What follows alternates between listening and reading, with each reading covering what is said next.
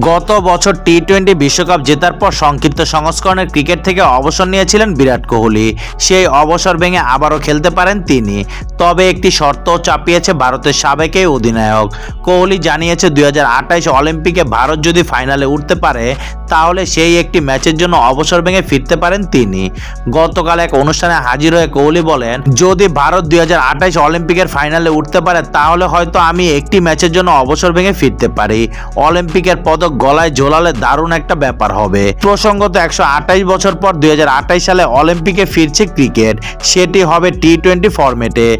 যোগ্যতা অর্জন কিভাবে হবে তা এখনো ঠিক হয়নি। কোহলি বলেন, অলিম্পিকের অংশ হওয়া ক্রিকেটের এবং ভারতের পক্ষে খুব ভালো ব্যাপার। পদক নিয়ে ফিরতে পারলে খুব ভালো হবে। আইপিএলে অনেক ভূমিকা রয়েছে এতে। এখন আমরা অলিম্পিকেও খেলতে পারবো।